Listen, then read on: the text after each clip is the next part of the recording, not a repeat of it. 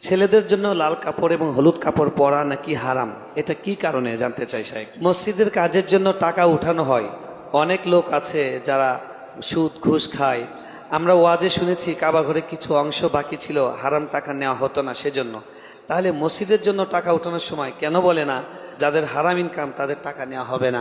আলহামদুলিল্লাহ, এটা তো সুন্দর কথা এবং সুন্দর দরকারি প্রশ্ন।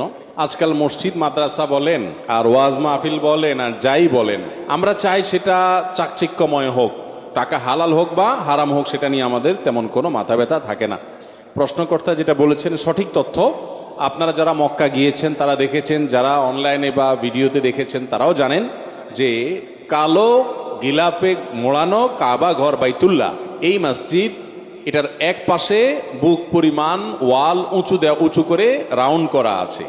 এটা মূলত কাবার ভেতরের অংশ ছিল। নবী করিম সাল্লাল্লাহু আলাইহি সাল্লামের দাদা আব্দুল মুত্তালিবের আমলে যখন কাবা পুনর্নির্মাণ করার সংস্কার করার উদ্যোগ নেওয়া হয়, তখন তারা মুশরিক ছিলেন মক্কার মানুষেরা, কিন্তু তাদের মধ্যে হালাল হারামের চেতনা ছিল।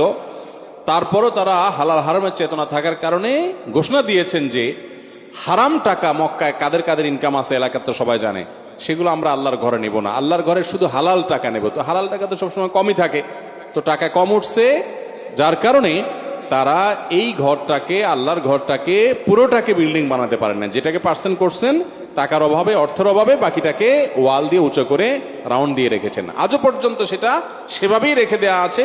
সেই স্মৃতি আমাদেরকে শিক্ষা দেয় যে আল্লাহর ঘরে বা দ্বীনের কাজে হারাম টাকা দেয়া যাবে না। নবী সাল্লাল্লাহু আলাইহি ওয়াসাল্লাম বলেছেন, ইন্নাল্লাহা তাইয়্যিবুন লা ইয়াকবালু ইল্লা তাইয়্যিবা, আল্লাহ পবিত্র, যার কারণে হালাল এবং পবিত্র দান ছাড়া কিছু আল্লাহ তাআলা গ্রহণ করেন না।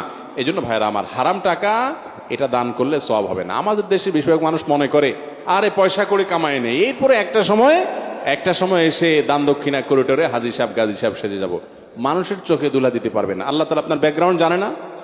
অতএব এই 2 নম্বরের পথ পরিহার করতে হবে এবং হারাম টাকা মসজিদ দিবে না। মসজিদ কর্তৃপক্ষেরও মেরুদণ্ডে থাকা উচিত, ইমাম সাহেবের মেরুদণ্ড থাকা উচিত যে হারাম টাকাকে ডিনাই করতে জানবে। আজকাল তো এগুলো নাই ম্যাক্সিমাম মসজিদ। আলহামদুলিল্লাহ, এই মসজিদে খতিব সাহেব বলেছেন, আমরা আমাদের আসুন্নাহ ফাউন্ডেশনে যারা লাইফ মেম্বার এবং ডোনার মেম্বার হবেন, সেখানে আমাদের ফরমে এবং আবেদনে লেখা আছে যে শর্তই হলো আপনি হালাল টাকা দিয়ে আমার এখানে সদস্য হতে হবে, হারাম টাকা দেওয়া যাবে না। তারপরও যদি আপনি হারাম দেন, আপনি অন্যায় করেছেন, প্রতারণা করেছেন, কিন্তু আমরা হারাম নিতে প্রস্তুত নই। আল্লাহ তাআলা সব উলামাদেরকে এরকম দায়িত্বশীল ভূমিকা নেওয়ার তৌফিক দান করুন। আমিন। রাফি দত্তপাড়া রসুলবাগ থেকে, ছেলেদের জন্য লাল কাপড় এবং হলুদ কাপড় পরা নাকি হারাম, এটা কি কারণে জানতে চাই শাইখ। লাল কাপড় এবং হলুদ কাপড় পরা ডাইরেক্ট হারাম বলা কঠিন।